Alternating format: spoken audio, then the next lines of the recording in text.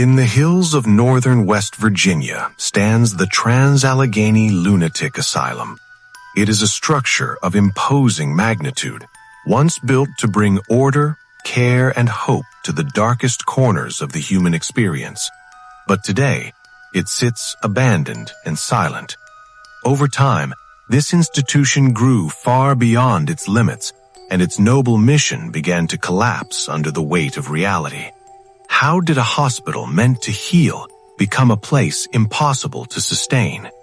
Today, we examine the rise, the fall, and the institutional failure of this American asylum.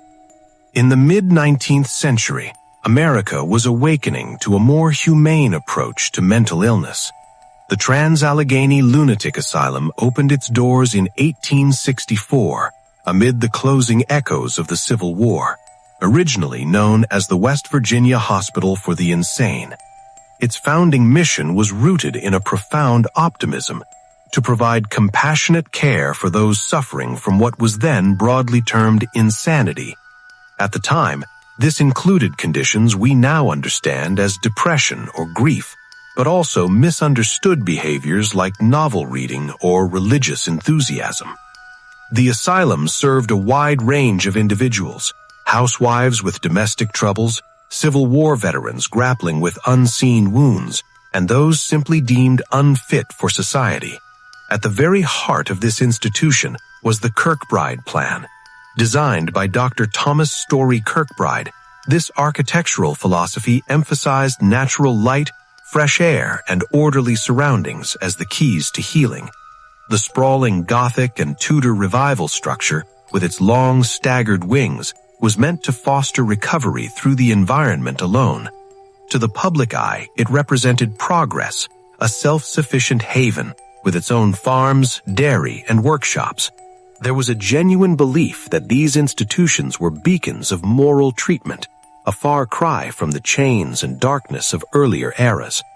But the system that supported it was already beginning to strain. As the decades unfolded, subtle pressures mounted. By 1880, the asylum's population had swelled to 717 patients, nearly triple its designed capacity of 250. This overcrowding wasn't born of malice, but of the sheer scale of need. State laws allowed admissions based on simple attestations from family heads, often without rigorous medical evaluation. Staffing struggled to keep pace, and funding from the state was inconsistent, stretched thin by growing demands. Furthermore, the definitions of mental illness were evolving, encompassing not just psychiatric conditions, but epilepsy, intellectual disabilities, and social issues like alcoholism. What began as quiet compromises, extending stays, repurposing spaces, became routine. The asylum absorbed society's marginalized, women committed for uterine derangement, children with Down syndrome, and veterans labeled untreatable. These were systemic strains, born of good intentions outmatched by reality. What was meant to be temporary became permanent.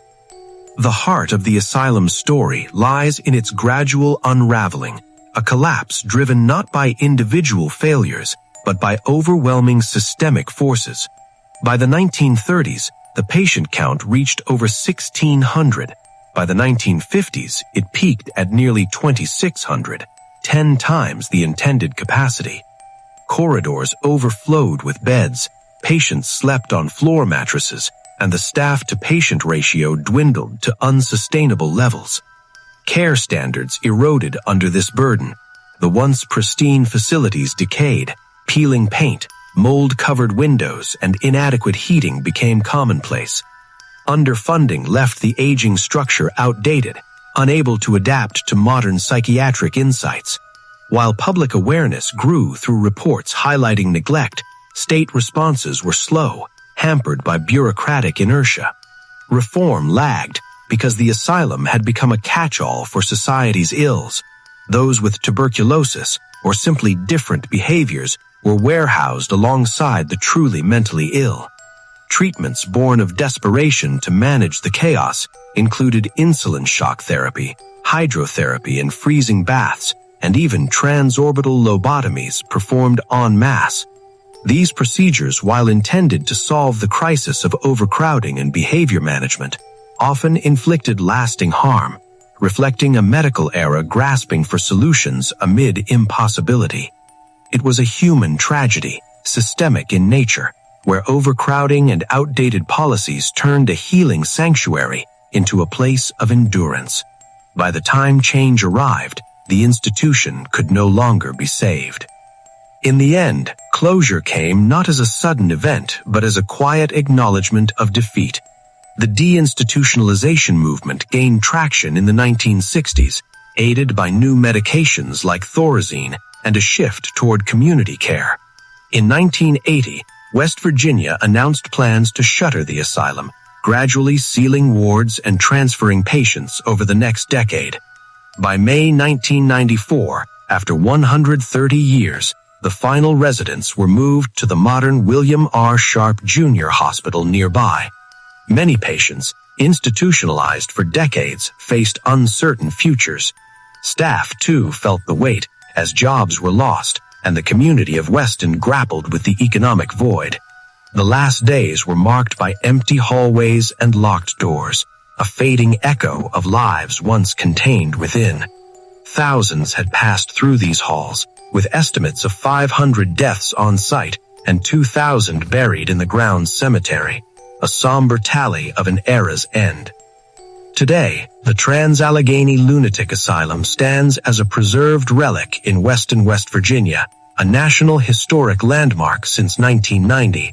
It has been restored as a museum, offering tours through its vast stone corridors. Much has been maintained: the iconic 200-foot clock tower, the Kirkbride wings, and artifacts from its self-sufficient past. Yet decay lingers in untouched sections, a testament to years of abandonment. It is remembered not just for its Gothic allure, but as a mirror to America's psychiatric history, the optimism of moral treatment giving way to the harsh lessons of institutional overreach. Its silence represents the fragility of well-intentioned systems and the human cost of unchecked expansion.